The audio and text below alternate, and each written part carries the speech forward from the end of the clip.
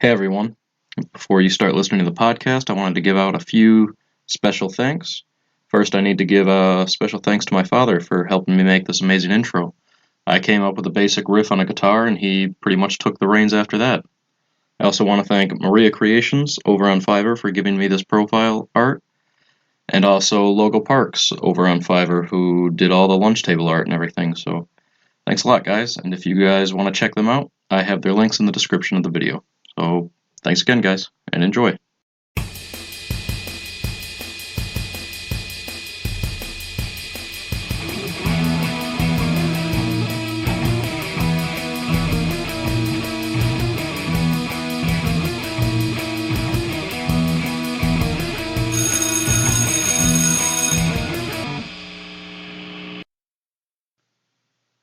Hello, all, and welcome to the first episode of The Lunch Table. I am your host, Dylan. I'm joined by my other two co-hosts, Gage and Brandon. Go ahead and introduce yourselves. Heyo! Woohoo!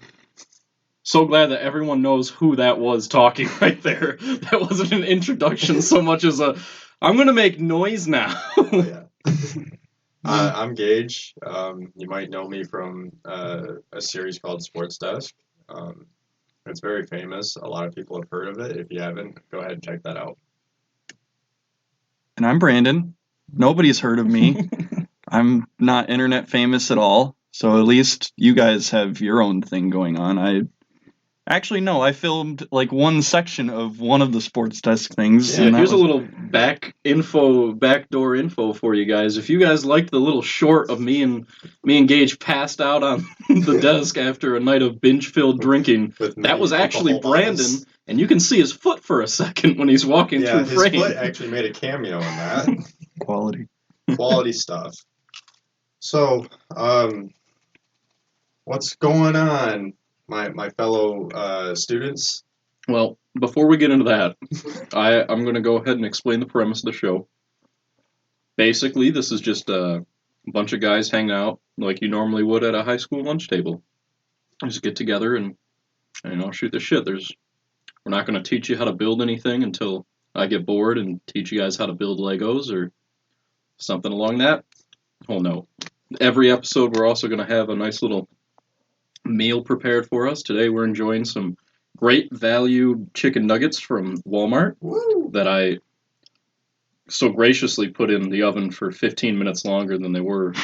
My co-hosts did not like that. They were already in there for 40 minutes. They were not in there for 40 minutes. They were in there for 20 minutes. No. And then it was 30 minutes. And then I said they needed 5 more. 7 on top of that. And to be fair, when I was taking them out, the 5-minute timer did ring.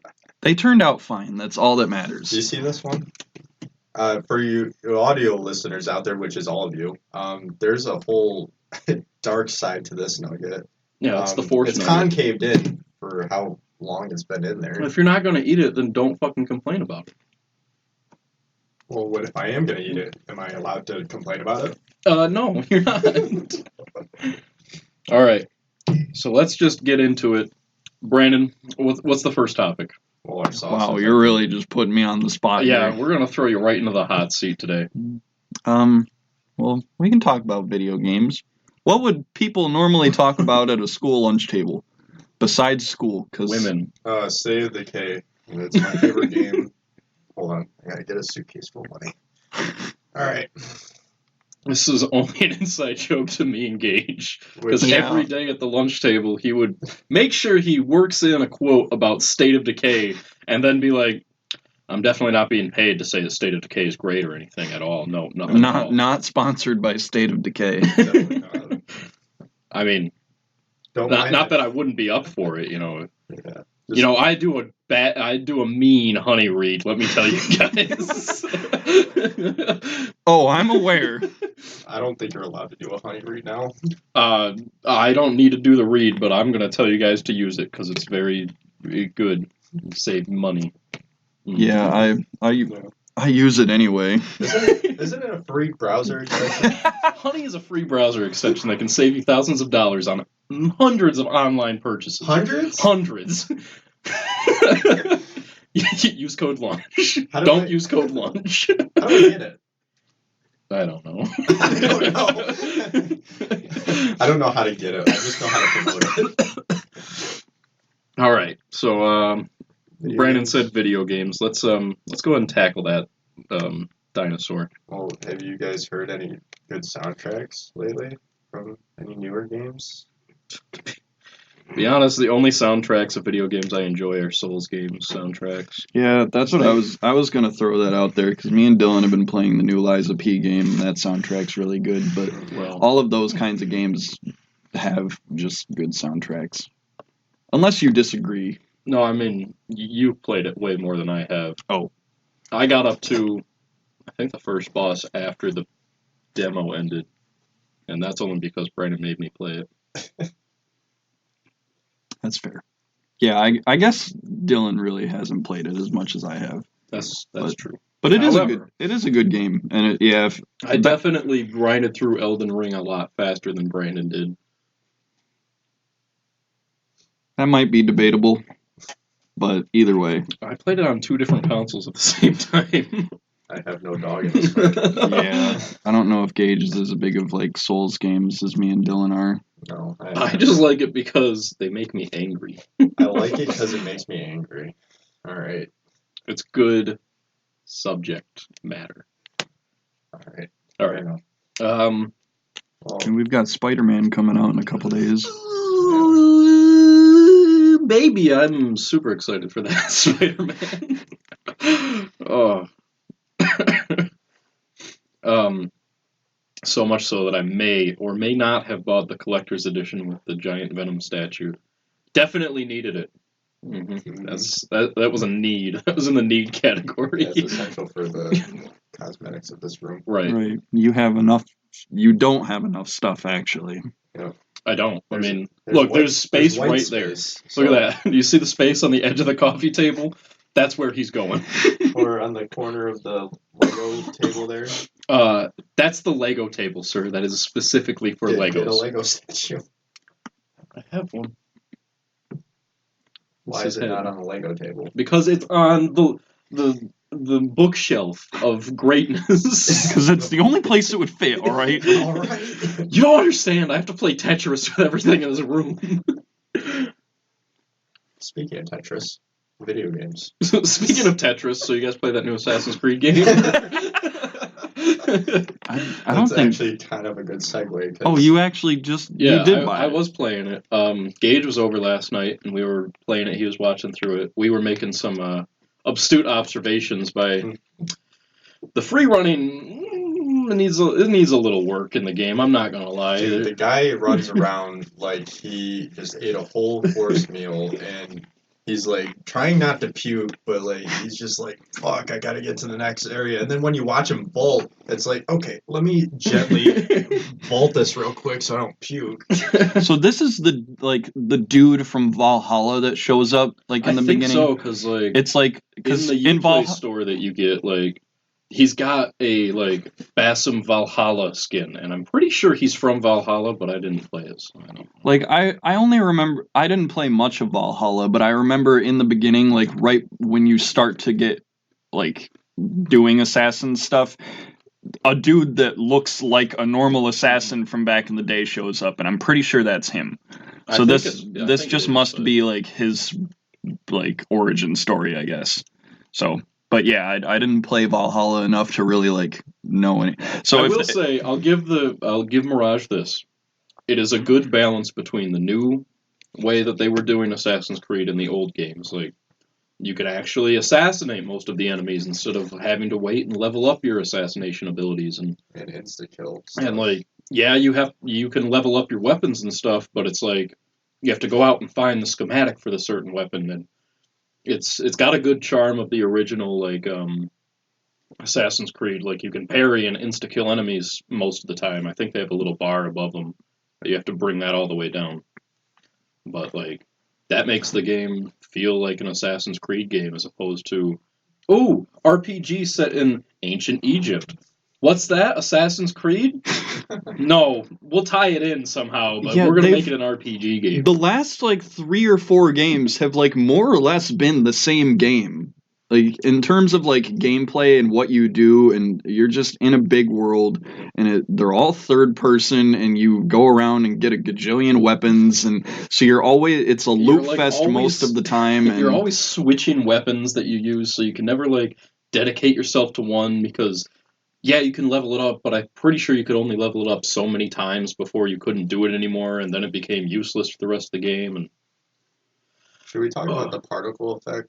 okay, so because as you know, one instance, I get they're cool. I get the deluxe edition of every game. is this in Mirage? Yes. Oh, So okay. in Mirage's deluxe edition, they give you Prince of Persia inspired weapons, amount of bird, and like a little charm that you keep on you.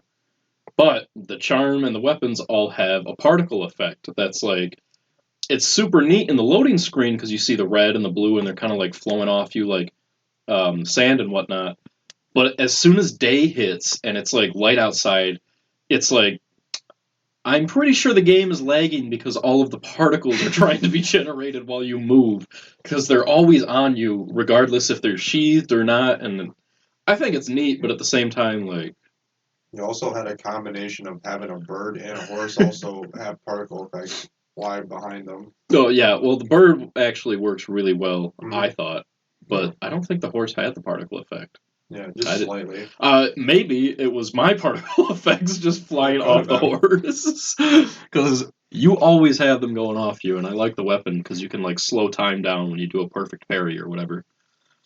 Have you gotten? Well, you probably haven't gotten too far into the story or anything, but I got far enough to get all the stuff that I bought on the like Uplay store with all the credits that I had, just so I could see what they all look like. But you have like Ezio's Revelations costume, Altair's costume, Basim's like Valhalla costume, and then you get a new bird that Gage thought was really funny because it had a mohawk. Yeah, it looks like it has a duster on its head. Like a little Swiffer wet jet up there. I mean, me and you, Dylan, were just talking about this the other day, but I still just don't understand why the bird is like the new thing. Like it was cool for like the first couple games, but I Cool don't for like Origins and Odyssey, which made sense because like Origins they introduced this new mechanic, and Odyssey was like, oh yeah, Zeus is like all powerful. His symbol's the eagle. You got the eagle because you're chosen by Zeus or whatever, and that made sense. And then Valhalla got one. I'm pretty sure they got a raven though, and it was supposed to be like Odin's raven, which made sense. But at the same time, like I don't think you always need that. Like it helps. It's a super useful tool for like getting into places. And at least now, I don't know if the other three games had it because I didn't get very far in them. But when you go towards like a fort or something, and you call your eagles, some forts have archers that shoot the eagle down. So like you have to take them out before you use your eagle to scout the rest of the place out. So at least it's like, oh, now there's like consequences to calling your eagle sometimes, but it's not like he dies. He's just, oh, he flew away because someone shot at him, so go take care of him, and then you can call him right back, and he'll be okay. Go comfort him real quick. Okay? There was one part where I was trying to scale an inner wall while I was on the outer wall, and me and Gage are sitting there like, brother, you can. There's sometimes where he glitches and it looks like he's hovering through the air and then grabs a ledge that's like 90 degrees next to him. But we're trying to grab the other side, and he's like, I can't reach it. We're just going to fall all the way down. I have a gripe about some of the objects in that game. Like, they have vines everywhere, and there's certain places where it's like, it's specifically set up that it makes you look like you have to go this way, and the vines, hey, I can climb those and get right to where I need. No, you can't climb vines in this game, even though they're fucking everywhere. You can't climb any of them. What I was telling Gage last night was like, I think Assassin's Creed has evolved so much to like have the environment look so realistic that it's hard to tell what you can climb on now, as opposed to like Black Flag, where it was really obvious to, oh, I can scale that wall, I can do this and that. But like this one, it's so hard to tell that because all of the scenery looks so like, oh, it's all supposed to be there. Like, right. Yeah, we didn't have intricate like vines and like such level of detail back in the day. But now since everything looks so good, I guess they're either gonna have to just make all of this shit climbable on now, or just stop making the games look so good. I don't know. But Like, I think it is a step in the right direction, and hopefully more people agree that old Assassin's Creed is better, but like, I don't know. that's Assassin's Creed, whereas like Odyssey Origins and Valhalla was like more of an RPG based in the Assassin's Creed world. with historical events scattered Right. throughout. They're cool settings, Yeah. but they're not cool Assassin's Creed games. Like, Mhm. the fact that I had to go and spend like 10 hours upgrading my hidden blade so I can maybe get half health on one of these enemies when I air assassinate them, as opposed to Connor Kenway, who can like double assassinate from the air of a fucking man of war that he's jumping off of and be totally fine about it and like kill everyone on the ship because he's a badass. Like, Yeah, that was one thing that I liked about the old ones is just the sense of progression, like, or at least like when you first start for a specific character, like Ezio obviously starts with one hidden blade for some time, and then eventually you get two, and then yeah, you can assassinate two dudes at the same time, and not to then mention his Revelations hook blade, which Right. has never made an appearance again. Like, no, that thing was super cool because you could be flying through the air and there's a rope next to you. You could reach out with it and then like zip line down with that instead Mhm. of dying on your way down. But like, Ezio definitely, I feel like, was a developer favorite because he got 3 fucking games when everyone else got 1. yeah, everybody else kind of. That was when they just started like sticking with the same family tree sort of, and they didn't continue one character. They just had Connor, and then they did Hatham, and then they did Edward, and so all of them are related just from different time periods. Well- and I guess Hatham didn't really get his own game. He But, did. Rogue was Hatham's game. oh, I never fucking played that one. Rogue was literally more or less a North American reskin of Black Flag. Like, you still had your ship. You had more like icy waters to traverse. But like, Connor was Hatham's kid, and Hatham, I think, was Edward's kid's kid. Maybe Hatham was Edward's kid. I thought that Edward was Hatham's like grandpa or something Yeah, like that's that. why that would be his kid's Yeah. kid. But I don't know. I never played through all of Rogue, but I did get far enough to know who the main character of that was. And then I stopped playing for a while. I didn't play Unity. I didn't play Syndicate. I think I picked back up with Origins and then did not play that one very far because I didn't like the direction it took. Yeah, you're doing yourself a favor by not playing Unity. So that's all. See, that you say that, but like from what I've read and whatnot, Unity got better. it might after have. a while. Like, Maybe it got a No Man's Sky treatment, and 30 years later, it's actually a good game, which should not ever happen, by the way. I just hate how games do that. And like, I brought this up to both of you. I am pretty tired of a game coming out and everyone just accepting the fact that it's gonna have bugs. Like, you guys You can should have a finish the finished fucking product. game, Yeah. and then everything you update from there on is quality of life improvements, Mhm. not fixing the game that was released broken. Yeah. It should be like, oh, we added like this stuff to the windows, so like you can see a reflection now.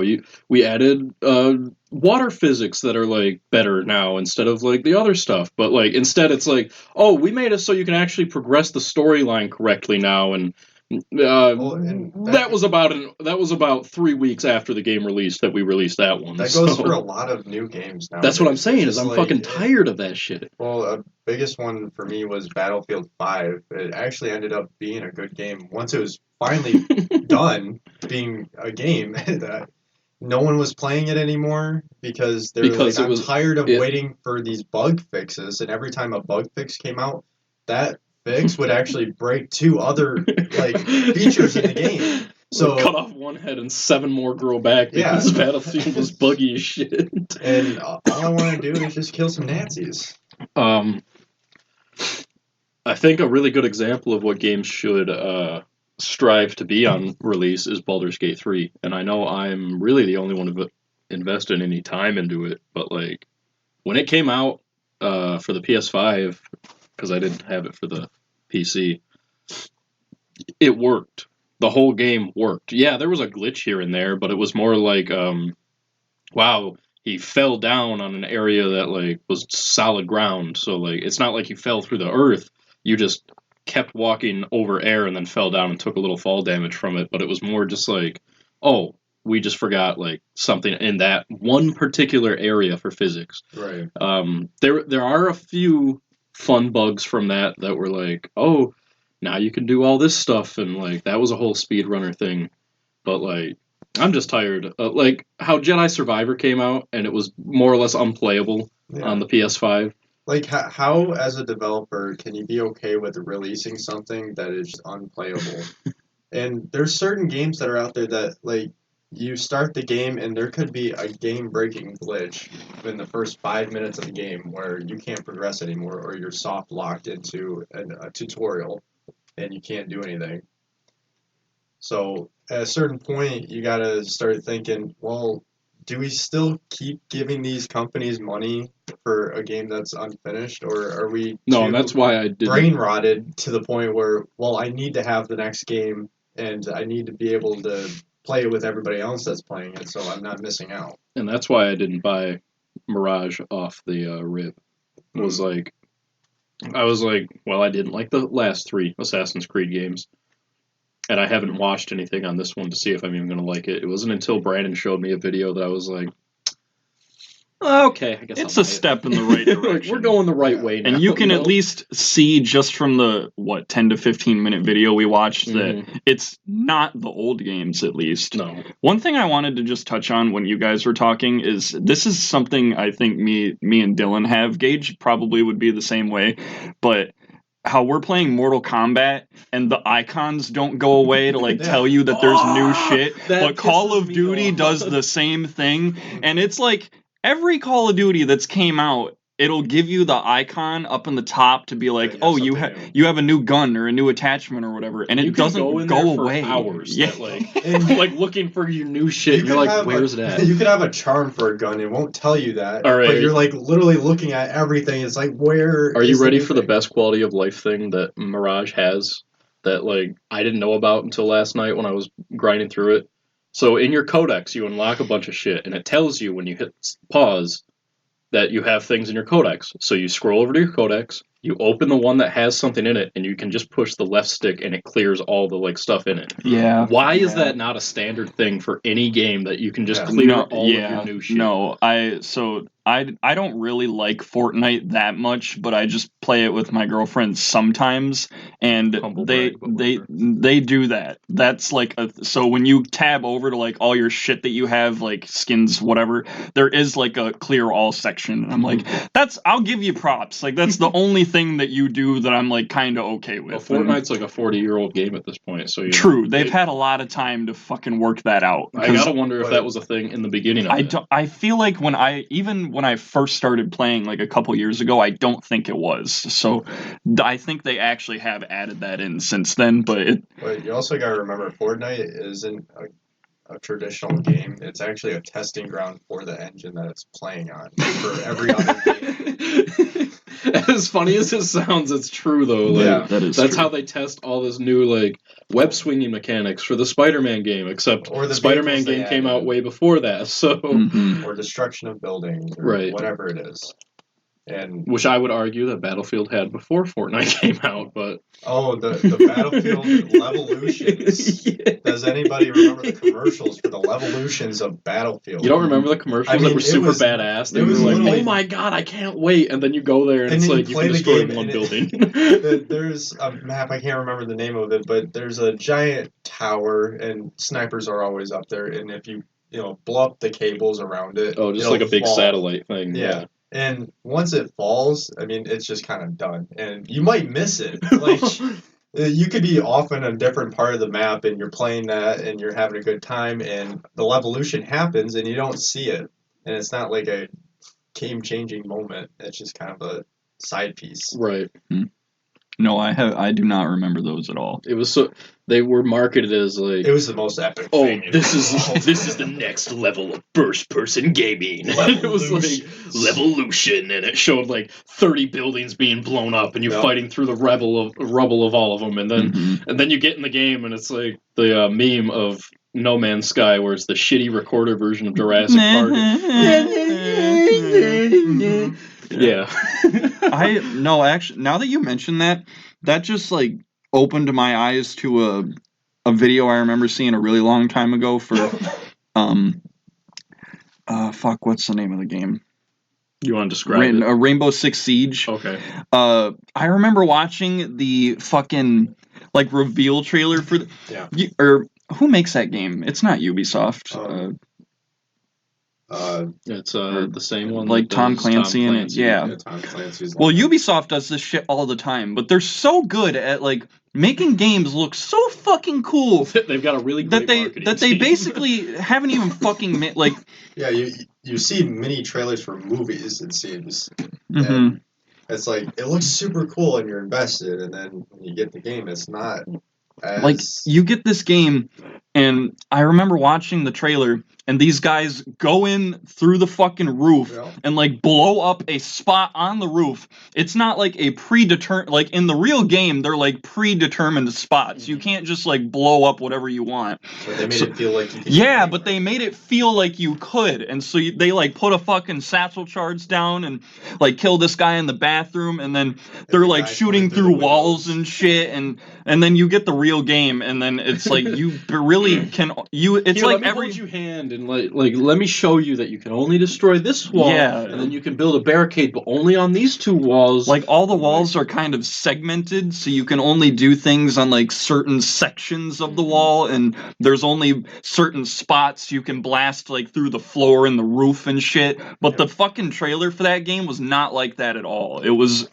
which is why for the most part I've stopped pre-ordering games anymore. It's like until I see actual gameplay of someone from like the real world, not like the little fucking marketing team play the game. Yeah. I'm done playing it. However, Spider-Man 2 is the exception. Mortal Kombat is the exception to that as well. You had that pre-ordered too, but like at the same time, it's a Mortal. I mean, what are you really going to be able to do that like they're not showing off in the trailer? Like, we had already watched like a lot about that game. Mortal Kombat. Fighting games in general typically like show a lot because they show like every character, so you get to just see like every specific person up until they come out.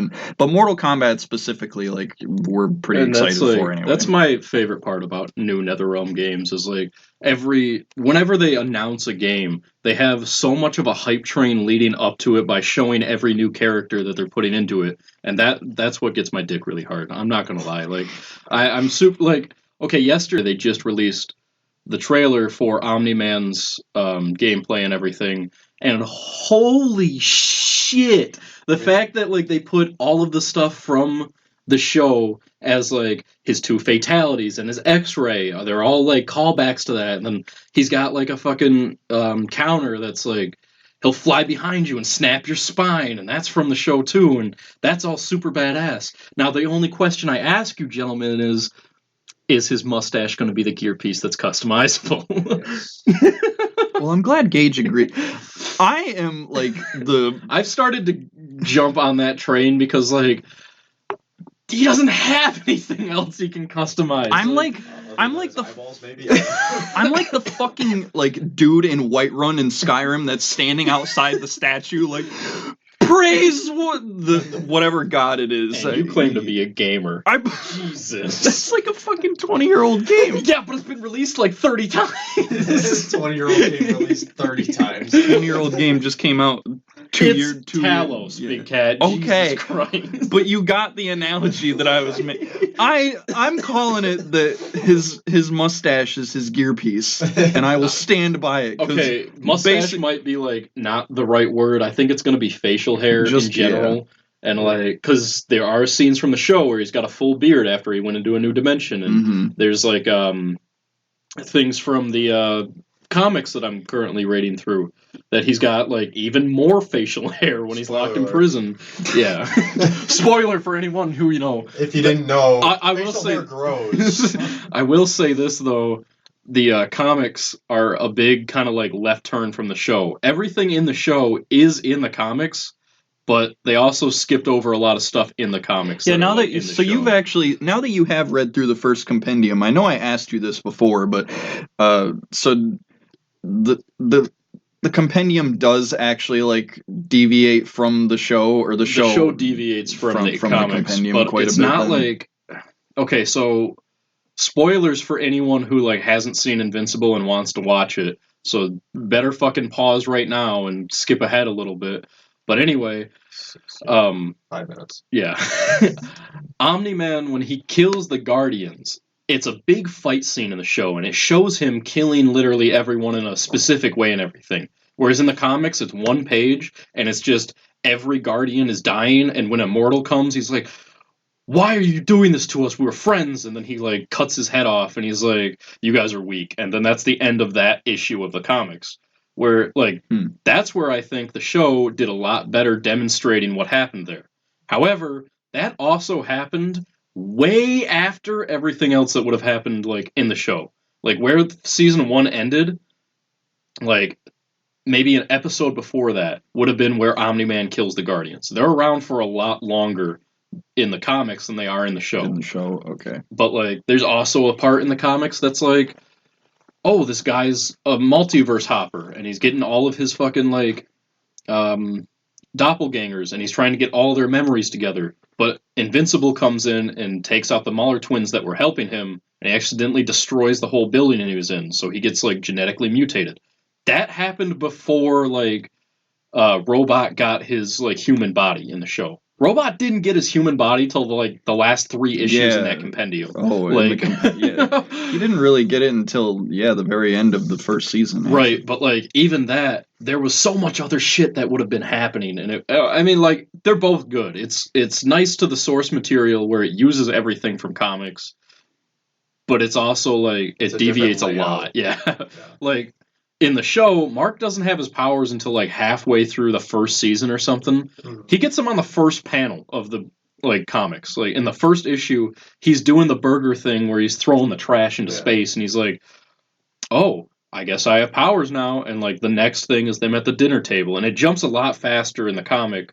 But the show, obviously, they have to flesh out the characters a little more in a show because they weren't even sure if they were going to get a second season when they started it. It was more just like, let's try it, you know. Yeah. Steven, you want to come in here and you want to record Mark's voice, and who would be good for Omni-Man? And everyone looks around the table and they're like, J.K. Simmons. And they flop their dick out and get J.K. Simmons to be the voice for Omni-Man. Which is even funnier because Omni-Man, even in the comics, like a lot of people have different like art styles in the show, but Omni-Man in the comics still looks like the J.K. Simmons inspired Omni-Man from the show, and it's just super badass, and I love him. They definitely had him in mind.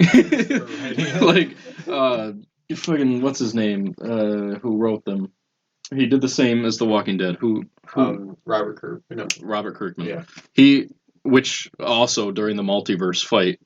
Mark gets sent to the Walking Dead universe for a second, and he's like around a bunch of zombies, and he's like, shit, where the hell am I? It would have been funny if you sat in the circle. Like he knocks Glenn out of the way because they're voiced by the same character, which is really funny. But if you didn't know that, also for voice actor aficionados out there, Smoke from Mortal Kombat 1 is voiced by Steven. What? How do you pronounce his last name? No, Yuri Lowenthal. Yuri Lowenthal, not Steven. But anyway, Smoke is voiced by Yuri Lowenthal, who voices Peter Parker in the Spider-Man games. And we were sitting there, and I was looking up like all the voice actors for Mortal Kombat 1 because I had a question about one of them, and I was like, Yuri Lowenthal's in this game? And I text Brandon about it, and he's like, who the fuck is it? And I was like, it's Smoke. And he's like, no, it's not. I was like, yeah, it is, dude. And now, like, when I go back, I only listen to Smoke, and I'm like, I can hear it now. I can barely hear it because he's a very good voice actor, but like, same with Mark Hamill being in Invincible.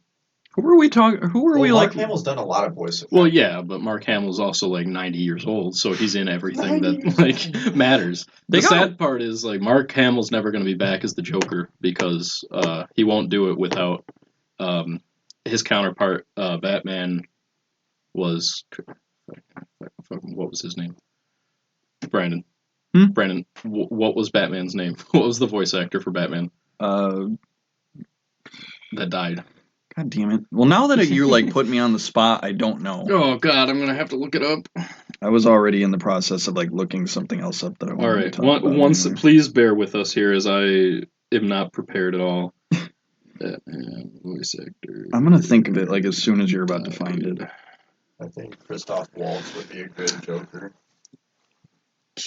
Was it Kevin Conroy? Yeah, Kevin Conroy. Okay, yeah. Mark Hamill went on record and was like, I'm not going to do the Joker if Kevin Conroy is not going to be the Batman for the Joker. And now that he's dead, like... Rest in peace to that idea. Rest in peace, my good man, Kevin Conroy, who was literally a goat. Yeah, like fucking Invincible had a really good like voice They had cast. a goated cast. Well, Like- they literally took from the Walking Dead casting list. They now that I'm looking at this, they really did. I There's have at to like least 5. I have to visually see most of these people. One of them that I really wanted to like point out is not on here that I know Who was of. it? Oh, Justin Roiland is on here. Yeah, I remember him being in there. Oh yeah. Okay. Never mind. He literally just sounds like Rick. I think. And, yeah, it's the frat guy. It's never the mind. frat guy that shows up for like He's one drunk. scene. Yeah. Clancy and then- Brown, Mr. Krabs. Who's Damien Dark? Damien Dark was the Hell guy, like the detective. Oh, from Hell. right. Yeah, you know what? Oh, Now, also in the comics, it's really funny because he doesn't get banished by Cecil or anything like that in the comics at all. He shows up after everyone has already found out that Omni-Man killed the Guardians, and he comes in and he's like, I need to talk to Cecil. And the lady's like, he's in a meeting right now. Can I take a message? And he's like, I know who killed the Guardians of the Globe. And she's like, yeah, everyone does, idiot. And then he gets laughed out, and he's just never in the... Well, he might be in the comics. I haven't gotten farther in, but he's not in the rest of that compendium. So, like... Because, like, Omni-Man's fight with Mark gets, like... the audio of it gets leaked to the public, so they hear him, like, confessing to everything he's done and everything. So, in the comics, anyway. I don't know how they're gonna challenge the show with that or not. you've got Glenn from Walking Dead, Stephen Yeun. I'm guessing Stephen that's how. Yeun. Yeah, you got J.K. Simmons. Oh, I know this lady that voices Mark's mom. She's just Would from. you, like, go to school with her? Or? No, you make it she's sound from like like it. fucking Grey's Anatomy or something. Oh, I don't watch that show. Uh, I'm a man. don't know who Adam Eve is. I'm joking for everyone who likes Grey's Anatomy. It's just not for me. It's just- Yeah, Mark Hamill voices Art. What an absolute... Can't forget Gee, about the Seth character. Rogen, Yeah, Seth Rogen's in there as Alan the Alien. which is pretty cool because He's got a pretty big part, like, after that, everything that happens in Season 1, too. Like, in the comics, he's got a really big part. well, I thought it was cool because he also is the, if I'm not mistaken, executive producer for The Boys. And I think I know he's in the show in the Season 1. He's talking about, like, I know movies and stuff, but I don't know if he's executive producer I think or he not. is. I think he's. You know, part- executive is just a little term they throw in front of people to make them feel important. Yeah. That's why you guys are executive producers on this show. But I just thought it was a nice nod that he's still like within the superhero universe, and Well, Seth Rogen's always been a big proponent of superhero stuff for as like long as he can do things. right. Oh yeah, Seth Rogen voices the alien dude. Brother, you're like 5 minutes behind on that. We literally just talked about that. Oh, are you? Yeah. You said Seth Rogen, and we were like, Alan the Alien. Yeah, he's got a big. There's important somebody part. that I'm looking for. I know Keith David voices somebody in here too, but I can't remember. I don't Just think. look up Keith David Invincible. I don't think it was very like. Well, I'm on the entire thing, so I just wanted to look at who the other people were. Well, Seth Rogen was an executive producer for The Boys, so Like for all 3 seasons, or just the first one? all 3. I don't remember him showing up in the other seasons. Well, I mean, being an executive producer, he's producing the show. That doesn't mean he he's in can't it. show up in it. That- Most of the time, directors and producers show up in the shows I know, that they're I'm in. just saying he's still part of the show. Like Takeo Wadi, I think that's how you pronounce it. Like he was in Thor 3 and Love and Thunder, which, you know, take it how you will. Some people weren't a huge fan of them and whatnot, but, you know, I have personally hit the superhero fatigue Yeah, where it's like I actually just gonna bring can't that up I can't do any was- more superhero like movies from Marvel and DC to an extent too because they don't know what the fuck they're doing. Well, I think the biggest problem with DC, I think they were doing okay up until the first Avengers movie, and they were pretty pigeon-held about how they're going to go about the rest of their franchisees. Just because Batman is arguably the most successful series that they have, and The problem with Superman, Batman is Superman as well, but like he has a lot of hit and misses. Batman. the problem a with lot of the Batman time. is they have 13 different Bruce Waynes. Yeah. They've got Ben Affleck, they've got Christopher Nolan, was it Christopher Nolan or is that the producer or director of that? Yeah, that's the director. Brandon, who's Batman in Christopher Nolan's? Um, Christian Bale. It was Christian Bale, Ben Affleck. They brought fucking Vulture back. What's his fucking goddamn? I'm so bad with actors' names. I'm just now realizing. I know what you're talking about. Michael Keaton. Michael Keaton. And now they have who I think did a really good job at the Batman. At the Batman. Was the newest one. The 3-hour Batman movie. The Riddler was the main enemy. Edward from Twilight. I guess. I don't know. I Edward didn't from watch Twilight. Twilight. I don't know. I think he did a good job as Bruce Wayne Batman. Yeah, but I a don't- lot of people don't because they're uncultured swines. But you know what? Whatever. Well, the point I was getting at with bringing up the Batman was, I mean, Marvel really hit it out of the park with the first Avengers, and they were kind of just left in the dust after that because they were trying to do catch up, and then they start forcing characters into situations together I'm just gonna where they say didn't it. build. DC needs to like burn everything. Just like start with animated movies. They've always been Well, better yeah. at animated movies. Just stick to an animated universe where you only need voice actors, and it would work so much better. I think they just need a hard reset. That's as what they're far as trying to their- do. I think James Gunn is trying to hard reset the whole universe. The problem is Peacemaker Season 2 is coming out, and he wants to retcon Season 1 and like reset the whole thing. It It's just doesn't work annoying. when there's a continuous show. You can't retcon the first season, otherwise the that, second and then, season like, doesn't mean anything. He wrote the Suicide Squad movie. Like, he directed Yeah. that. He didn't write it, I'm sorry. But He he directed that one, and I don't know if he wants that part of the thing. And the Batman and Flash movies that just came out, he wants to retcon those ones, too. Like, brother, you can't release all these under the same title and then be like, no, we're done, we're done. You know what I think? I think he's trying to erase everything about DC because he likes Marvel better. Because after Guardians of the Galaxy, he was like, you know what? I don't think that's what he's doing. I don't think in the slightest, because James Gunn is done with Guardians. 3 was the ending, and I didn't watch it. Yeah. And that's actually one of the series I enjoyed, so I should probably go and watch that one. Yeah, I need to watch the third one too. Did either of you watch like the new version of the Justice League movie that they made, like the Zack Snyder's cut? the Snyder's cut? No, because I couldn't sit through the first Yeah. version. I couldn't sit through Batman versus Essentially, Superman. it is way better than it's what it's supposed to Yeah, I was like, I thought that one was actually really good. be. Yeah, I didn't watch it because I couldn't watch Batman versus Superman, which he also directed. I fell asleep before I even knew. Batman didn't even show up when I was fucking asleep. Like, I don't blame you for like not wanting to because the first one was kind of meh, but didn't watch it. I know that like there were overwhelmingly like positive reviews about I'm just the new tired of one. Zack Snyder stands. I'll be honest. Like, anytime he makes something, everyone on the internet who enjoys anything he's ever done is all up in arms with their dicks twisted about, like, oh, you guys just don't like it because you don't understand art. Like, no.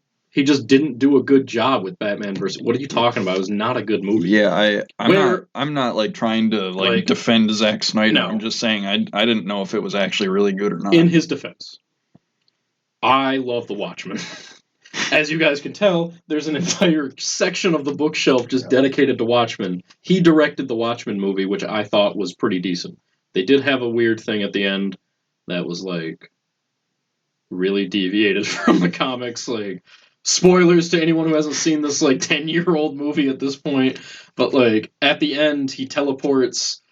I think he teleports a bomb into the middle of New York, and it destroys a bunch of people, Whereas in the comics, he teleported a genetically mutated squid into New York and it made it look like an alien invasion, so the entire world came together. Yeah, you're right. Like a fucking apocalypse happens with like aliens. That's in the comic, right? Yeah, in the comic he does the alien stuff. But then they made a Watchmen TV series, which I think only has one season, because apparently no one else liked it. Whatever. Anyway. Wake up, sheeple. Yeah. Ozymandias in that was taken into custody, and he's like kept on a ranch or whatever, away from technology, and like he's kept in some sort of bubble. I didn't really watch the whole seasons. I'll be honest, I'm a fake fan, but whatever. He was like kept there, and then someone came in and they're like, "You need to get out of here. The world needs you." And he was like, "I was put in here because I jeopardized the world," and like because Rorschach's journal got out, and he wrote about like everything Ozymandias did, so he got arrested. Either way.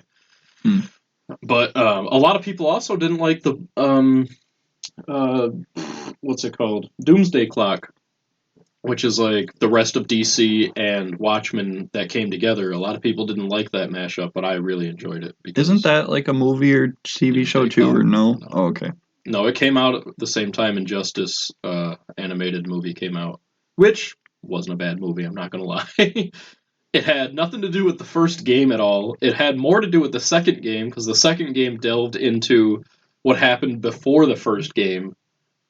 And then, like, because Nightwing died, right? Mm-hmm. So, like, the movie shows Nightwing's death, and it's pretty fucked up. And I'm not going to lie, it's pretty emotional. Spoilers. Spoilers for an animated movie that also received some pretty lackluster reviews. People get fucking pissed off about spoilers for anything. You could spoil Harry Potter at this point, and there would be that one person that's like so fucking mad. Hey, I just want to let you guys know that Darth Vader is or I was just about to be like... By the way, Harry Potter is a sign of Gryffindor. Shit, Gage. God, we're gonna have to script the whole episode at this point. You know? Yeah, we got to start over. All right, cut that out. Yeah. And he's a wizard. You're a wizard, Harry. You're a Harry wizard. Hagrid goes to Bigfoot and tells him he's a wizard. You're a Harry wizard. God, I want Bigfoot to be in the wizarding world. Speaking of Bigfoot, I have a question for you guys. Where? Oh, God. It's like, so what is your opening line for talking to women? Wow, I really love how that had nothing to do with what's your opening line for Bigfoot if you meet him? You want Jack Links? So are those Jack Links commercials like racist for him, or? Yeah, I would ask him how he feels about the Jack Links commercials. Do you want to sue? I know a lawyer. I don't know any lawyers, but I mean, I could find one that would be easily enough to sue. We might have a case. I'm not saying we're going to sue. I'm saying we might have a case. We just have a case. For anyone who's not an astute, like, scholar on the movies of our past, that was a line from Cat in the Hat. Live action Mike Myers Cat in the Hat. I'm going to bring up the Cat in the Hat because I was like, you know what's a goated movie? The Cat in the Hat. That's when he cuts his tail Mike off Myers. and they hard cut back to him and he's tying it up and he's like, I'm not going to say we're going to sue. I'm just saying we have a case. And then his lawyers are around and he's like, Ixnay. No. That movie is such a fever dream. It's gotten away with so many murders. Like, the dirty hoe line by itself. I can't believe my parents let me watch that movie, to be honest. It's actually what I was gonna say is they wouldn't have knew that it was that bad, but I think I seen that movie in theaters like 5 times.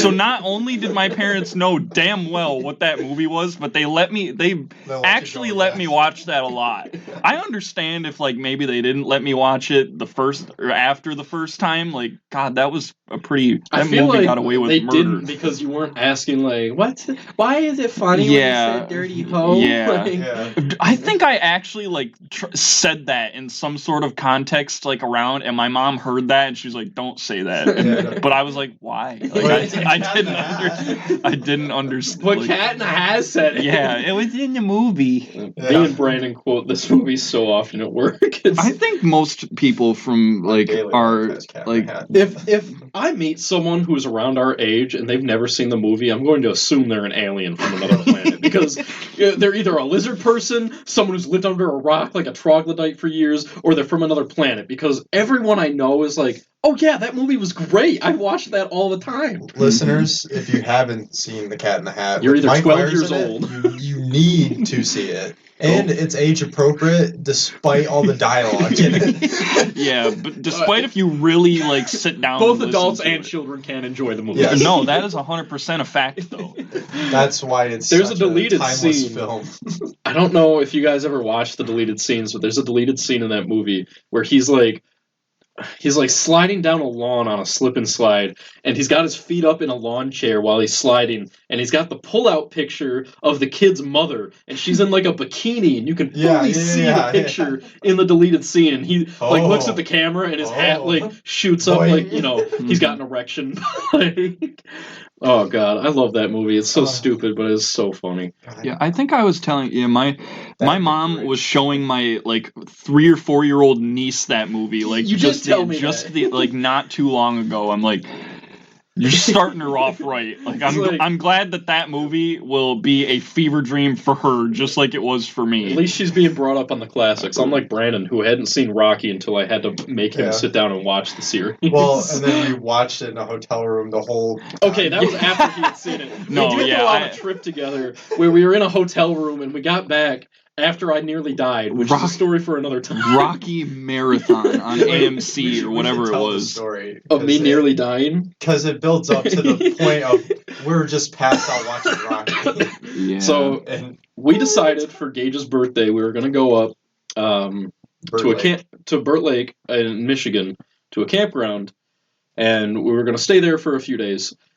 And anyone who lives like around like Genesee County area, that was the same time we had that terrible like hailstorm. Brandon's car got trashed in that because we took my car up. Yeah, we might as well start the trip how it started. Let's right? tell the whole trip. Within the first 20 minutes of being there, my the car campground. had $12,000 in damage worth of hail done. So that was the perfect start to a vacation that hadn't even started yet. So, and mind you, we drove through 2 different rainstorms. yeah, we had Brandon was driving my car through it because I hate using the expressway most of the time.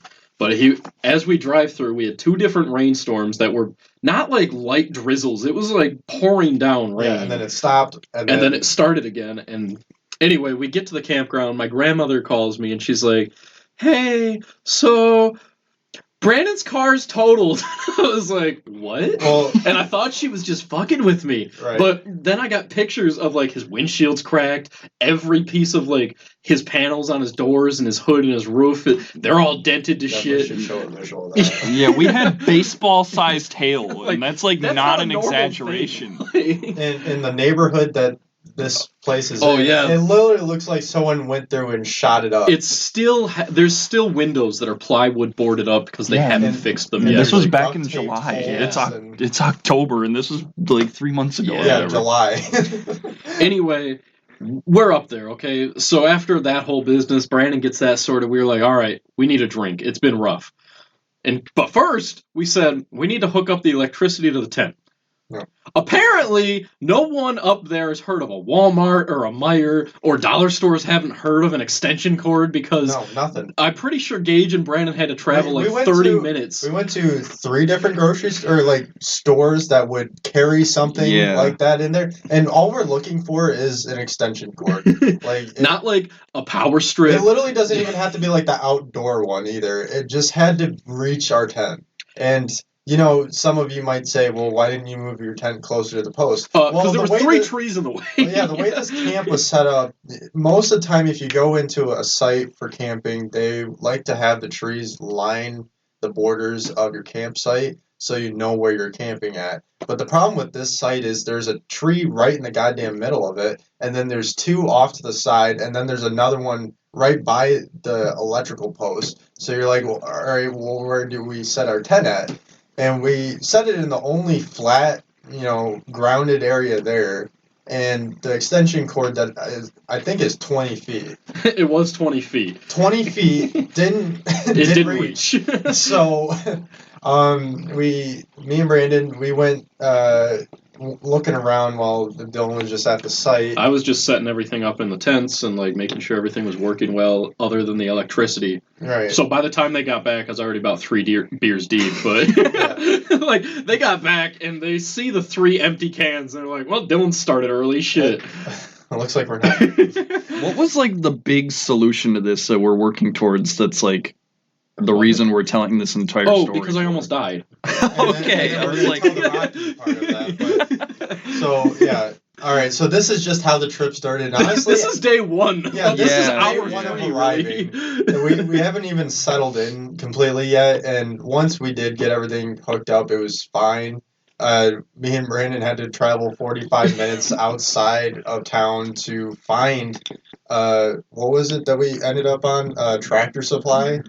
no, I think it was like an Ace Hardware or Ace something Hardware, like that. yeah, that sounds right. We finally find an Ace Hardware in the middle of this fucking woods, and finally, And we it get the wasn't cord. like the whole. It's not like there was a big difference like in the city. It was a small town area around. Yeah. It was just none of the towns had fucking extension cords. We went to the gas stations at the town. I said we went should to have the just store ordered next from to Amazon it. Prime, and it probably would have gotten there faster. Yeah, Me and Gage, on the way to this like 30-minute Oh, away yeah. Ace Hardware, we went through another storm, by the way, and it was one of those storms where it's still sunny out, but it's like pouring rain, Yeah. so you're just passing like one dark cloud that's like annihilating you, and we Yeah, went down sun like glare on all the water spots and and we went down like 3 or 4 dirt roads that were Oh. awful. We forgot the best part of this whole story. yeah. Before we even left, the night before, we decided our tent wasn't going to fit all Oh, 3 yeah. of us It and our definitely stuff. wasn't. So It- we it said looked up 4-person on tent, it was not. Walmart to see if we could find a tent. Oh yeah, we could, but it closed by the time me and Brandon got out of work on second shift. So we had to get up early as fuck to go buy a new tent that none of us had ever set up before. And then we get to the campground. Yeah. The first time we're ever setting it up is at that campground. And While To be- it's still it was- sprinkling. it was sprinkling, but it wasn't downpouring, so like that Yeah. was a plus. I mean, but we- it was also really easy to set up. It wasn't the I hardest was, tent I I've was ever gonna had. say, to be fair, It was we did pretty set up easy. the tent within like 20 minutes. that is true. Yes. Well, So it really didn't take that long for us And to set if up you the think tent. 20 minutes was pretty long, this is a pretty big tent. You could probably fit we about could have easily fit probably like 6 or 7 people in there. comfortably. Yeah, like we had a cot and a air mattress that we put in there. Yeah. and still have Brandon room for had another- asked if he needed to bring anything, and I told him no because I didn't know. So me and Brandon shared an air mattress. We were back so into- unprepared for this entire trip, and we didn't even know it. Yeah. Anyway, after we got the So first extension day's cord, done. so we get the extension cord, we come back, we all have some beers, we make a few sandwiches, we're all doing good, all right? It was a great first day, aside from, like, the rough part of getting there. Aside from it wasn't. The next day, we get up, and this was just a chill day. We've had a rough day yesterday, we are going to relax today. Yeah, so I'm did pretty it- sure we started drinking at 8 in the morning. Well, not me, but maybe you can speak for yourself. Yeah. Well, I remember vividly that we left on a Thursday because that's the day that haunts my mind that my car got wrecked. Yeah. So we get there. So Fridays are Friday was Yeah, our more or less relaxed, enjoy check out this, the like, surroundings. When did we go to Mackinac? That was Saturday then? Yes. Okay. So Thursday we went and we just kind of relaxed. Or Friday, we relaxed. We had fun. We ate sandwiches that we had cooked. We kind of dicked around and like explored the campground and whatnot. We went on like 30 walks because there was nothing else to do. Yep. And then And we discovered a place across the street on this day, but we didn't go this day. we did see the putt-putt course, and Yeah. Gage's expert hawk-like eyes deduced that, oh, they also have kayaking there. They have kayaking and rafts. I put both of those out there, and you said kayaks would be the more. Okay, first of all, let's not jump to conclusions I'm here. just saying. We didn't I put say both that. of This them is out all there. of our faults. We didn't say It was a that. combination of everybody working against each other. We didn't say that. It Oh, wait, really no. was. Friday, we did have one problem, and it was the fire. Oh yeah. Me and Gage fuck. were arguing back and forth on how to on start a different fire. techniques of how to start this fire, And then we decided, oh, This isn't our fault. The wood is wet. Yeah, So we shook hands and we made up and we're like, all right, no, I'm we sorry made that up over a few beers. And After we got the fire going, we decided, it's wet as shit, so that's why it's not starting. so we. So after all of Friday, all that happened. We seen the place, but we didn't go. Saturday, we go to Mackinac. We're going to Mackinac Island. We're going to the city. That and was the day to That's do what we were Mackinac doing. Island stuff. Which was a beautiful day. There was no rain. It was perfect It was for a that. Perfect day. We did the tours. We did the carriage ride through everything. And Gage had been there a few times, so he was pointing things out to me. And Brandon, I don't know if you've been. Had you been to that point? Mackinac Island. No. Yeah, that was the first time I've ever been to My Mackinac parents Island. told me that I had went once when I was a child, but then I asked how old I was, and they were like, "Oh, you were like 4 years old." And I was like, "You realize I don't understand what I eat for breakfast half the time anymore." Yeah. So there was no chance I remembered anything there. But we walked around. That was all great. We come back, and Gage goes, "Hey, tomorrow, before we head to the other, we had a hotel halfway towards home that we would stay in for one night. Yeah, that was Sunday night. That was in we need a Gaylord, break right? from rustic What's camping. That was in Gaylord, right? Yeah, we Gaylord. we stayed in Gaylord for one night Sunday. Sunday was our last day for camping, so we were like, all right, well, let's just stay in a hotel. We'll have a nice shower. It'll be good and relaxing. We'll sleep in actual beds. Yeah. That was the plan. Gage had suggested, hey, before we leave, why don't we pack up, go over to the mini golf place, Literally and go across the street, by the way. Yeah, it was quite literally, we could have walked there. Yeah. But we did drive and park our car there just so we had a. But we ended up having to park. We ended up having to drive it and park somewhere else, which is bullshit. But anyway, he goes, why don't we do kayaking or rafting? What do you guys want? And I'm pretty sure I just said, oh, I don't care, whatever. And Brandon was like, kayaking sounds fun. So we all agreed, okay, kayaking, sure. If there's rafts going on this river, kayaking shouldn't be too much of a problem for us. If people can float on the inner tubes on it, it shouldn't be bad. Right. So we get up to the counter and the lady's like, have you guys all had kayaking experience? And Gage goes, I've kayaked a few times. Me and Brandon have never gone before. All right, so I want to explain this next part of the story, right? Because this is my perspective on the whole fucking scenario. All right? So, like he said, we sign our waivers. Mind you, we didn't read these fucking things at all. I glanced over and it said something like, in the event of death, you won't sue us or something. Holy fuck. All right, so, that should have been a red flag, but if you think about it, a lot of these places just have this, you could go putt-putt golfing and have to sign a waiver for that, because, you could get hit by a fucking crazy maniac driving down the street or some shit. Yeah, someone could bring his driver and fucking, plow that shit. It was a generalized waiver, so I didn't pay too much attention to it. I was like, all right, sign here.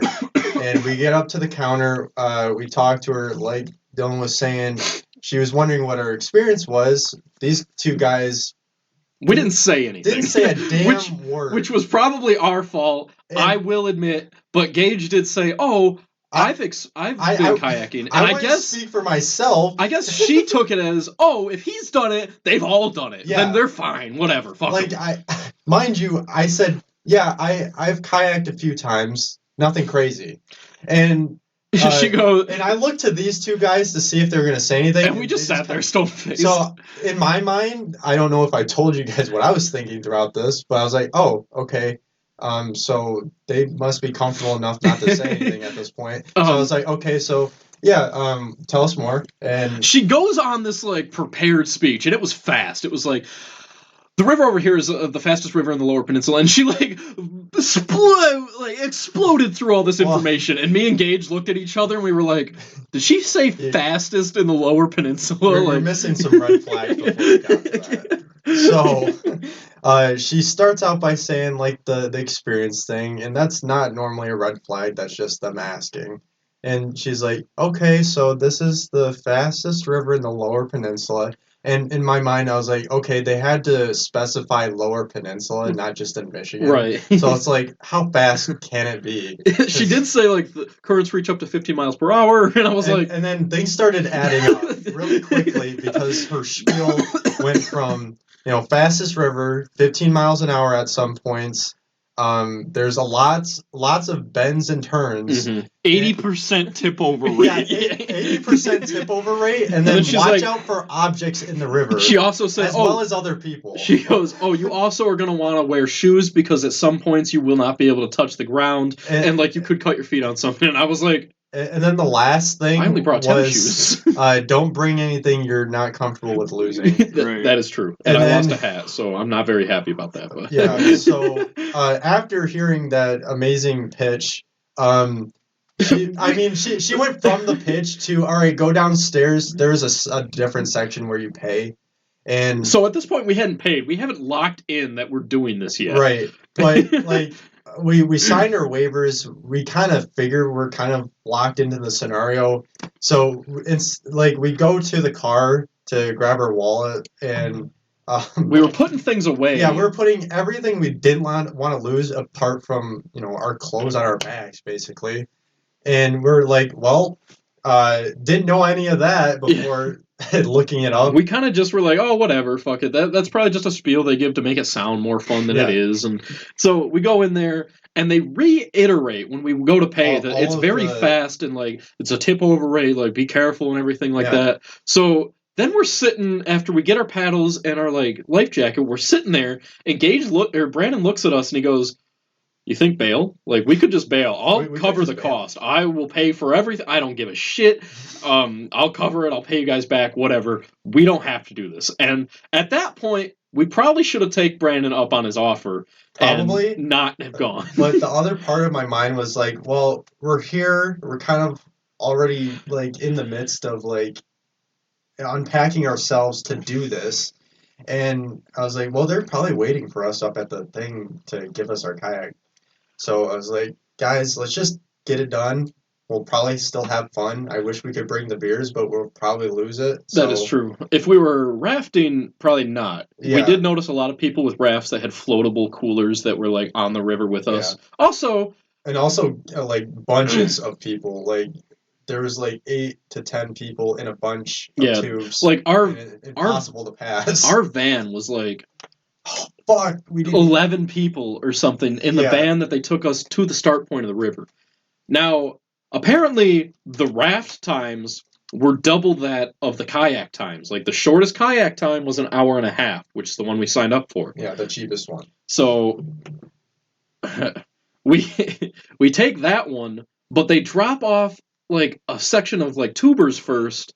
But not all of the tubers. Not all of them. So we go up, and then they were like, oh, so you guys are on rafts too? And we're like, no, we're on kayaks. And they were like, oh, you got the 3-hour kayak ride. And we were like, no, we just got an hour and a half. And they're like, oh, we got the 3-hour raft ride. And then we're starting to put things together like, this is going to go fast for us, isn't it? It's going to go super fast. So these guys are going to have a lounging time. Yeah, they're going to have a nice little time. Struggling in a fucking river. It's like these 6 older ladies who are all nurses that we found out were very sexual on the like. Sexual and very, well, some of them very drunk. That, yes, it is true they were before the river ride has started, mind you. We're not even in the water yet. Not in the water yet. On the van ride over. That poor driver, by the way. The kid's like 17 or 18 years old.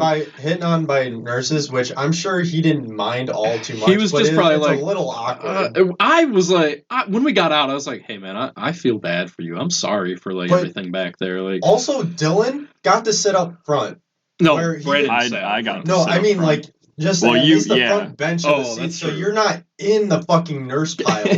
I'm back there sitting next to the nurse that's egging everything on, by the way. She was screaming. It was like, I had a hat on. Shut the fuck up. I had a hat on that said NSP, and for the use of the... Oh my god, that was terrible. For those of you that don't know, NSP is a band by Dan Avidan and...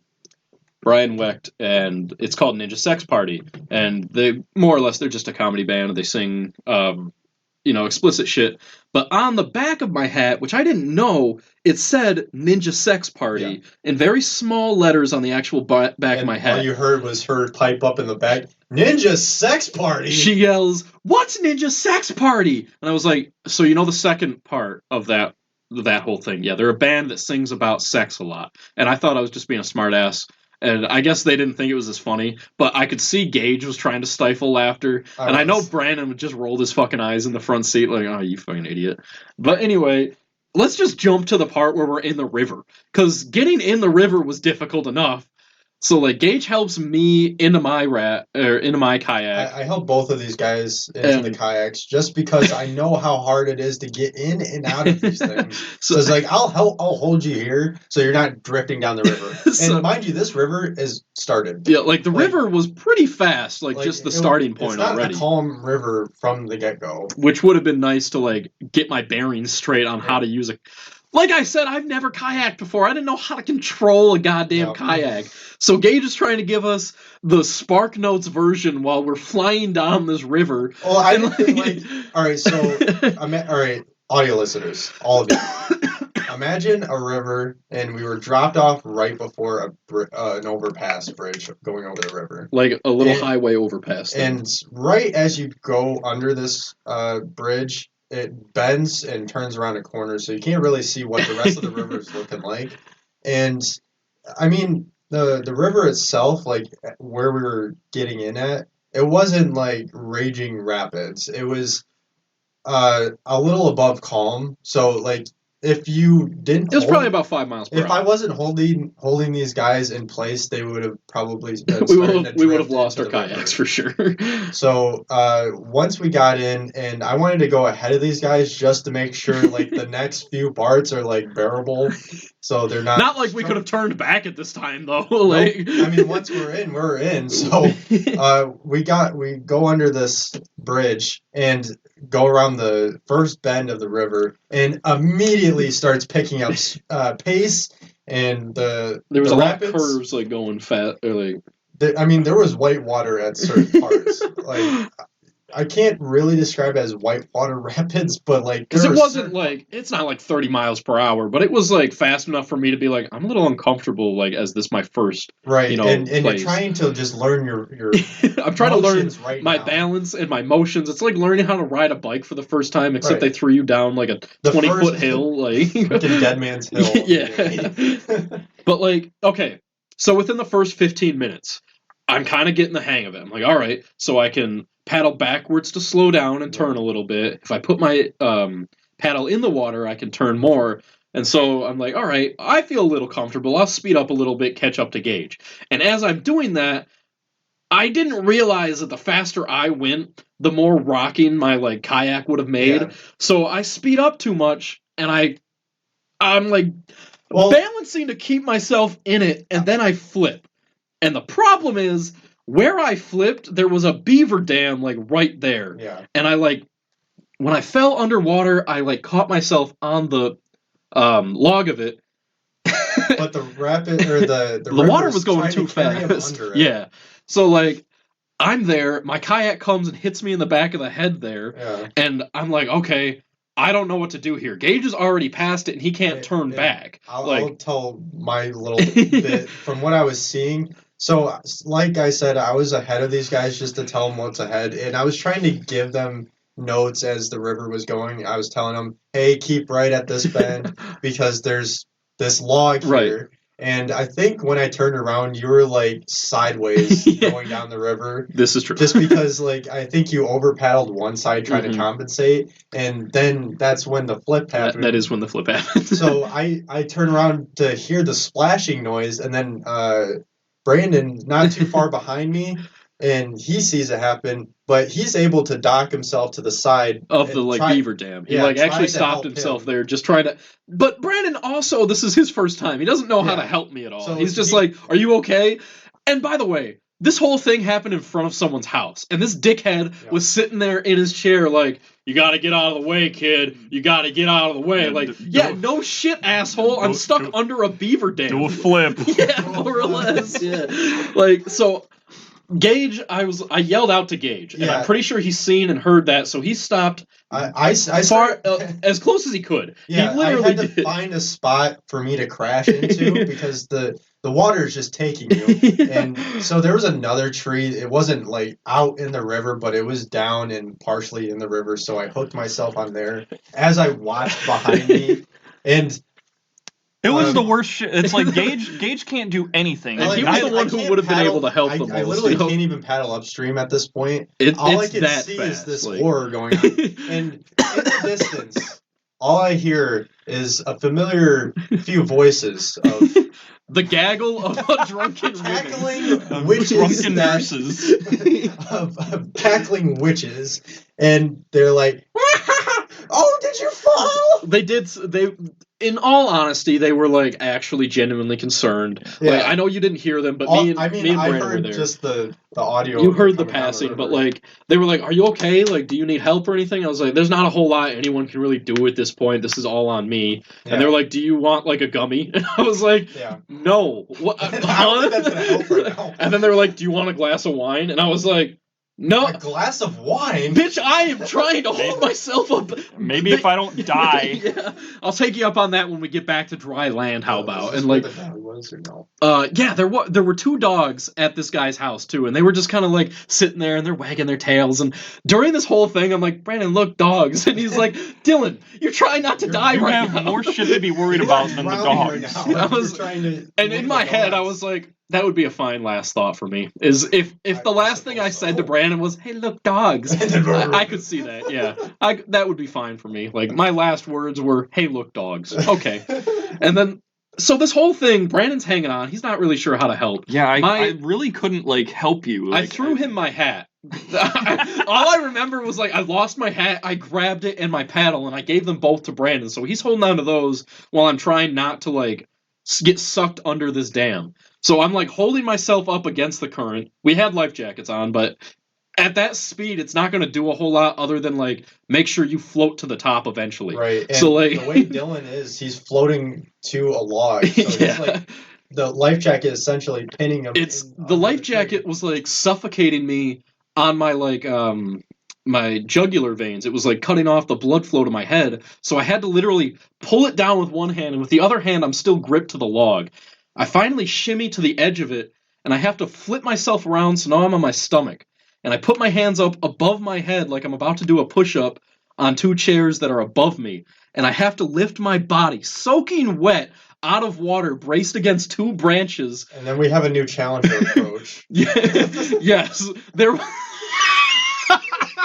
was a new problem that arose. I was finally upright. I was out of the water. So I like perched myself up on this log, catching my breath, and dickhead over here on the band, like on the thing, sitting there with a beer in his hand, like, "Come on, kid, you got to get out of the way. You're gonna hold people up. You're the people who are gonna get hurt." I was like, "Yeah, I know, man. My kayak is wedged in a way that it's like it flipped over, so the bottom of it is above the water, but the seat part of it is like on a piece of wood that's sticking out of the water. So I can't just grab it and flip it. I have to like literally pick it up and then flip it around. Yeah. So as I'm trying to do that, like I see another challenger approach, as Gage said. Kayaker. There is a kayaker. She's an older lady. She's bigger set, and she's got a cooler and like a mug and like a bunch of shit that I was like, Did you get the memo? Did you? Yeah. Are you okay with like leaving this shit? Like, did you hear about the 80% flip rate? did you hear about the don't take anything you don't want to lose? Yeah, thing? we got the same spiel as you, right? Flip rate. So she's coming and she's coming hot and she's like, "Oh no, are you okay?" And I'm like, "I'm fine. Yeah, just don't watch mind out." me, please. I was literally like, "Watch out." It picks up pretty fast. Like you'll hit this and you'll flip like I did. And she's like, "Oh, I'm an experienced kayaker." She's seen us. There's no way. And she then, knew what she was doing. And then proceeded to do exactly what Dylan did. Except she didn't, because she like ramped over my kayak that was upside down and then flipped on top of herself. And Brandon's like, "Oh shit!" And he's like grabbing her shit out of the water. Or he's trying to. I tried to. And then like, meanwhile, I'm still hooked on the same branch, and all I can hear is the audio, and then visually like life jackets popping up beyond the like foliage, and then also like just splashing and yelling, and then the next thing I see is a pink mug floating down the river, and then as well as a ninja sex party hat floating. No, I didn't lose it here. It was the other. Okay. It was Brandon's flip that I lost. My bad. It. But I did see the mug though. I was like, okay, another person just someone else just flipped. Yeah. And at that point, after she had flipped, I was finally able to flip my kayak over and get into it. And I felt bad because I couldn't help her at all. There was nothing I could do because now I'm in my kayak and I can proceed on. Yeah, me, you, and this lady are all just kind of helpless. Right. I couldn't what help pissed her. me off the most, I don't know if you've seen this or not, you had left, I was getting ready to leave too. Dickhead on the bench, over here, is trying to help her out. Literally got out of his seat and was like, here, grab onto this and we'll pull you up. I did see that, and I was like, he was up. You dickhead. Yeah, she was up on the I mean... she was on the banks. Yeah, yeah.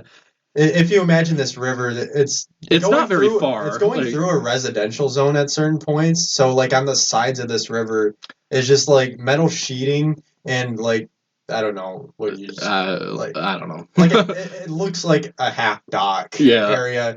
And that was farther down. At this point right here, it was just his literal backyard went right into the river. It was he literally just had a little beach area right there. Yeah, and I can't remember if he had a set of steps made at the thing. There was no steps because I looked for them. I was like, maybe I could go up there and then I think it was still a mound that you had to kind of. Yeah, you would have had to. It was dipping down towards. The river you could have probably walked up it, but especially at the speed of this river, it was kind of impossible. If you didn't get out before you got to it, you wouldn't have made it to there because you couldn't have swam.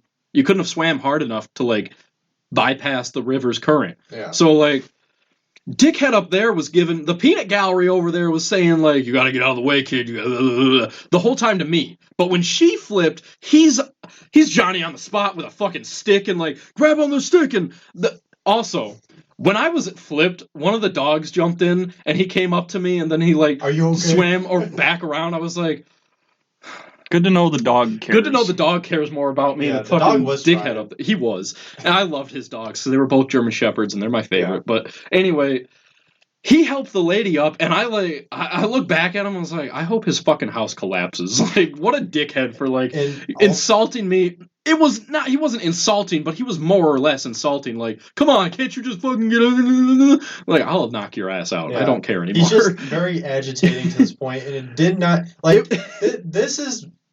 not even 2 minutes into the river ride. Right. This is the first 5 minutes of the river. This is right after we turned that first thing. And all this shit started to happen.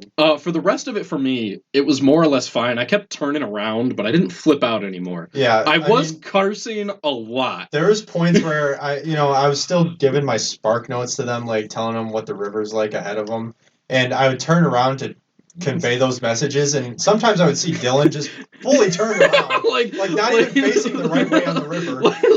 My face is 180 degrees from Gage's, and he's like, "Hey, you gotta turn around so you can see." And then he turns around. What?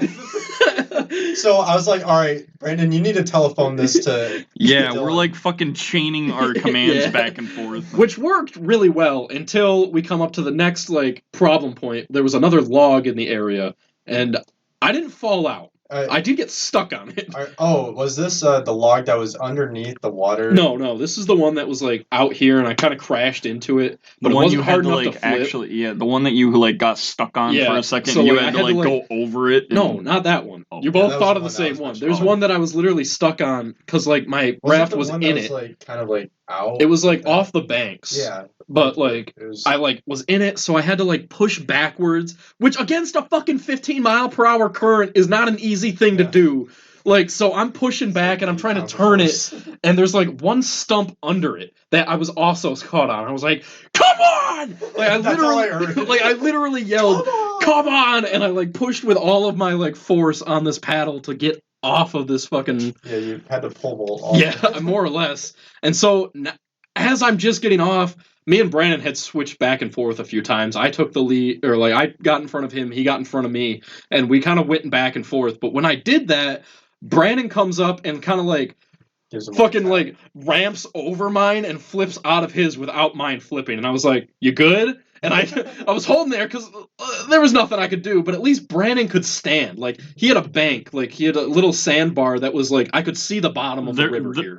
I think I still have, like, scars on my legs from all the fucking, like, logs and branches and shit that my legs got dragged through, because I don't think I touched the bottom. I was just, like, jumping off of, like, logs and stuff. So luckily I managed to be able to flip my kayak back over and flip my kayak back. Well, I didn't, like, when you flipped, you went back, like, head backwards, fully underwater. I went, like, basically legs first in, and my lower half got wet. And I kind of went sideways, and I was like, well, that's better than what happened to me. Like, I was holding there, and I was trying to, like, give him tips on how to get back in, because that's the only thing I know how to do. Is like how to get back in. I'm really good at that now. Because before that whole thing, we found a sandbar, and I was like, guys, can we take a break? And Gage is like, no, we gotta keep going. And he's like, passes the sandbar. I was like, well, I also didn't want to stop there because there's a lot of people at the sandbar. No, not that one, the first one. Oh, there was like a very small one that didn't have anyone around. Yeah. But like, I beached myself on it, and I was like, fuck it, I'm taking like a 30-second breather. And I get out, and I know Brandon had looked back because he sees me tip my kayak over and empty out like a puddle, like a miniature pond in the bottom of my kayak that I was like, gotta get this out of here so my butt doesn't get wet and like after I'm already soaked. Yeah, so you don't sink. Yeah. Like, as soon as I got back in it after that, I was like, I feel like I'm actually above the water now. Like, before I felt like I was just barely floating above it. So we get up to that point. Brandon flips. He loses my hat, and he also lost both of his. I lost my flip-flops in there. That is when I was 100. Float past me. I did try to reach for it, FYI, but I couldn't grab it. It was just so the NSP hat is lost to ages, but it's fine. He's got a couple flip-flops to like keep him company. Yeah, so if you go to the Sturgeon River, I think it was called. If you find the Ninja Sex Party hat. Please mail it back to me. Please mail it back. please email me and like give me the details and anyway or keep it as a trophy. That's really about all that happened, because after that, once I flipped back over, we actually made it to the end. Well, after that everything calmed out. After we both had flipped once, it was a little like rough, but there was one part where there was a log just barely under the water's surface. So, and Gage calls it out, and he's like, hey, there's a log here. You have to go straight up the middle. You literally had to go perfectly up the middle. And I must have been like an inch off, because I got stuck on this log. And I hear a group of like rafters behind me, and I'm like, no. And I'm literally... my paddle can't do anything. I can't get any leverage from it, because the log is too far ahead of me for me to like push against it or anything. So I put it down and I grab both sides of it and I'm like, bunny hops, let's go, baby. And I'm like hopping up and down on this thing to like jump over it. In the river. And as I'm doing that, my mind is like, just don't move left or right, you'll be fine. And I'm like jumping up and down. I finally get over it. I'm like, oh, thank God. And then I'm like, I wonder how those rafters deal with it, because they don't even have a bottom of their boat. Like, they're definitely scraping their assholes against that log. Like, what the fuck? After that, everything leveled out. It was pretty calm. Like, I enjoyed the calm part. That was super easy to navigate. The problem was, it was like the last 30 minutes of this river ride. So I'm exhausted from paddling and like keeping myself afloat this whole time. I'm literally like, every muscle in my body is just fucking done tonight. It's over. I can't do it. So as I'm like just floating by, Gage is like, hey, you good? And I was like, I'm not fucking good, Gage. I fucking hate this. Like, I was very upset. And at the time, yes, I was very much against it. I didn't want to do it. I was done with it. Yeah. Now looking back, I'm like, it wasn't that bad. It was fine. I kept reminding him, it might be a good story someday. Like, the someday was the next day when I called my mother and was like, I almost died yesterday, and she freaked out. And well, it would be the last time on this trip. What? Did we almost die a second time? Well, I guess the first time is the storm. I don't count that, only because we were in a car. If we had careened off the side into a ditch, we almost died. Right. But we were in a car and we stayed on the road the whole time. Well, me and Brandon almost did, trying to get through the dirt roads and shit. It was That's pretty true. bad. There was like a barely 1-car lane road that we went, and then someone was coming our direction. And luckily for us, there was a divot on the side that we could pull off to so they could pass us. Right.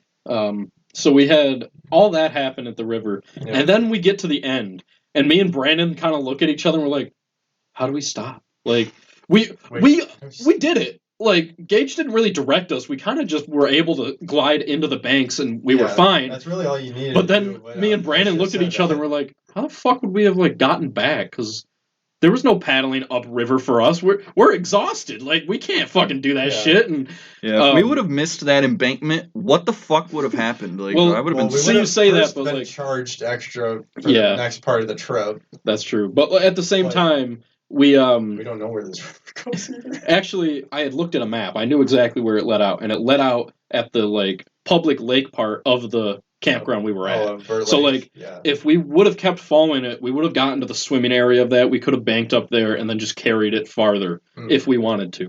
But like, that's how that would have ended if we missed that embankment.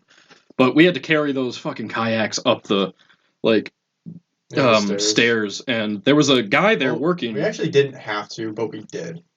Because that's true. He said you could leave him there, fine, but he was the only one there. Yeah, and I felt so bad. I was like, "Fuck it, I'll muster the last of my energy." I shouldered mine, and I'm going up there, and like I come back down, and I grab the other one. Oh god, like Gage and Brandon got theirs, and oh fuck. So on the drive home, we're all soaked. Well, technically, we weren't soaking wet because we all had a change of clothes. Oh, I'd like to mention this. I did not tip on this 80% tip rate. Well, yeah, but you're also the only one experienced. Like, only tipping one time on this river was actually a win for me, I think. It is a very big win. I was super proud of myself in that aspect because I've only been on the same river a few times, and that river is very slow. Like, the last bit of our river, it was like that the entire time. But this one, I was like, holy shit. Yeah. I'm just like white knuckling through a lot of this shit. And like, guys, watch out. When we got back and they had us park our car at the campground we were at. So we took the car, we drove over to one of the bathrooms they had there and changed into dry clothes, me and Brandon. And then we drove to Gaylord, got to this fucking hotel, and we're sitting there and I'm like, every part of my body hurts. Like, I went into the shower because I was covered in grimy stuff still, but I go in there, I'm looking at my fucking body, and I've got scratches up my arms and my legs from, like, holding myself above the water in that weird position, which I don't do push-ups often enough to be able to have done that, so it must have been some adrenaline junkie, like, superhero powers. Like, yeah. It was either that or die. Yeah, that's more or less what it was. Or drown, I mean. Drowning is dying. In front of these fucking nurses. I'm not dying with this dickhead giving me pointers on how to not die. Yeah, nurses offering me edibles. Yeah, we did catch back up to the nurses, and they offered Gage an edible and wine for sure. They offered me too because they were like, "How are you doing?" I was like, "Not great." I did want an edible, but I couldn't get over to the raft, and also they were bunched up, so it's not like I could pull up anywhere to... Apparently, like, life or death scenarios is a great way for me to, like, talk to women, too, because I bumped in a bunch of, like, younger girls' rafts and everything, and the problem was, I was like, I can't tell if they're, like, 16 or if they're 22, so I'm not gonna engage, but, like, I bumped into one, because I can't control the fucking kayak, and I was like, hey, how you doing? My name's Dylan. Didn't you pull up backwards one time to somebody? I was like, hey, how you doing? And they were like, what was that? I was like, I don't know what I'm doing here. I can't control this fucking thing. I'm sorry that I hit you. And they're just like, okay, well, you know, my name's this, and like, and I was like, cool. And then like, I started to turn back around without paddling at all. I'm like, all right, see you guys later. Like, River wants me to go now. So that was a fun little thing that happened there. But I was too focused on not dying to try and flirt with people at all. Yeah. It was more just like a common courtesy, like, oh, sorry, hit you there. Oh, like, sorry. Did this all start from you being like, speaking of Sasquatch, what's your guys' best pickup lines or whatever? This started with you not have seen Rocky until you were like, we still have like a year old. But anyway, we got back to the story is going on long enough. Yeah, we're at about an hour and a half into this podcast now. Yeah, that's a good story. But like, okay, just to finish up the story, and then we'll probably call it for the podcast. But we get to the hotel. We get in, we turn the TV on, and Rocky 1 is finishing, and, like, Rocky's kicking the shit out of Apollo, and I'm sitting there, and I was like, Apollo's the river, and I'm Rocky. Like, he didn't even vocalize it much. He just muttered it to himself. And I look over to him. And that's, like, I feel like that was the first time Gage was like, I think Dylan actually almost died. Like, I think he, like, had a fucking near-death experience, and he's, like, just now coming down from the adrenaline, but, like... We're sitting there and we finish Rocky 1 and then we're like, we're hungry. And I was like, I don't want to move. So eventually we ended up leaving because we went to that restaurant that had that really good like sandwich that I got. And we sit there and we're eating it, but we're eating in silence. Like, we all know what just happened. We're like decompressing. We're trying to get our mind right again. We're all just like, all right, so this is a pretty good pulled pork sandwich. What do you guys think? Yeah, very somber. And luckily, to break the somberness, there was a live was a live musician there, and he was going hard. And I actually went up to him and was like, hey, man, good job. Like, I really didn't you tip the guy? Yeah, I went up there. I gave him like $20. I gave him $20 because like people were complaining that he was too loud, but he literally wasn't that loud. But it was just a group of older women that were like don't sit outside. But he also warned people ahead of time. He did. I'm doing sound checks, and then I'm gonna start doing a little performance. Yeah, and.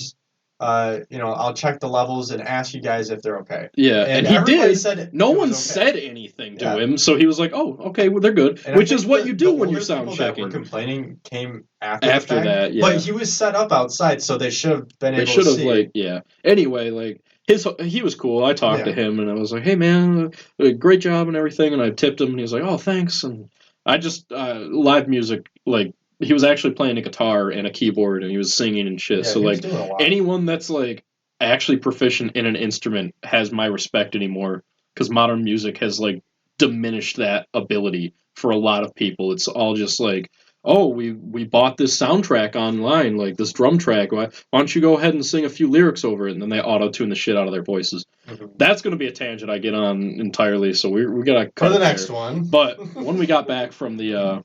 hotel, the restaurant, we all sat down.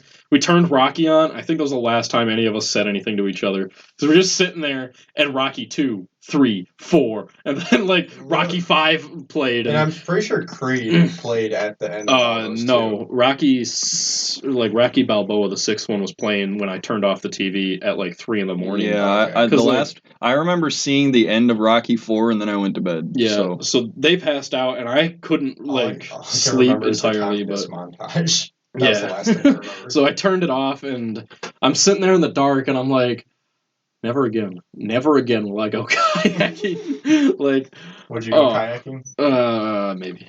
Not on the Sturgeon. Not on that river. I was gonna say I would 100%. Sure. I would 100% go kayaking again. I would just not go on that same river. But if we like went out in the middle of like and we just like kayaked on a lake or something like that, would be fun. That's the problem. Is like if you're on a lake and you flip. You're paddling your ass back to shore. There's nothing that you're like standing up on to get back in there. You're probably less likely to flip on a still lake than you are until a storm comes in. Well, at that point you're probably going to leave. Pick up, you can get some pretty bad waves. You were pretty choppy. I flipped on a lake. Yeah, that's why I'm saying like a calm river is a better bet because like normally rivers have trees that will block the wind from getting the water too choppy. Mm-hmm. If anything, like. You'll probably bottom out on sandbars before you fucking, like... I want to kayak on Mackinac Island. I want to kayak in that little ditch over by my parents' house. Is there enough water in there? When the rainy seasons hit. Right, alright, so when it's downpouring... When you like, drive by my house and you see that the ditch is flooded by, like, the very road, yeah, there's enough water back there, because that's where all the water's coming from. Okay. You're just in there, like, not moving, like, moving your paddles back and forth, life jacket on. I'm training for the Olympics, Mom! Yeah. I'm training for the Sturgeon, part 2. Alright. I think we've been going long enough. That's about an hour and 40 minutes. But that story was probably half of like. Yeah, well, the first 30 minutes was us just talking about Assassin's Creed. Yeah. Video games I'd argue in general. the Assassin's Creed talk was a little bit longer. Yeah. But anyway, if you guys liked this, I would like to start doing this at least once a month. Throw up one every so often. We can't do weekly. I can already assure that for now, but like our schedules are too misaligned to be able to do that. But we all work a lot. We have lives. That is true. I think once a month is safe for Yeah. Well, all of us to be able to pinpoint one day. Yeah. We also say we do D&D once a month, but then that always falls through because half the group is just like, I'm out of state. Yeah. I'm out of state. I don't want to show up because my girlfriend's got a baby or something. I don't know. Oh. My girlfriend's got a baby. I don't know. That sounds Doesn't like even something. sound like she's having a baby or anything like that. It's just like she just found one. Yeah, it sounds like something Colton would come up with, but you know. Anyway, if you guys enjoyed this, go ahead and like and subscribe and leave a comment if you want to have any more topics for us to talk about. Shout out to Sweet Baby Ray's and Great Value Nuggets. And KC Masterpiece and French's Mustard, which, they didn't sponsor this at all. That's just the sauces I had in the fridge. Just delicious. Yeah, that was our choice of snack for the podcast, and we didn't even really eat that many of them. But it's okay. I'll eat them later. Wait until next time when I attempt to make Cuban sandwiches. Or we could just, make grilled cheese. That works too. Grilled cheese and tomato soup. Tune in next time for the next food at the lunch table. It's like, all right, guys. Thanks again for tuning in. We'll see you guys later. Bye. Bye.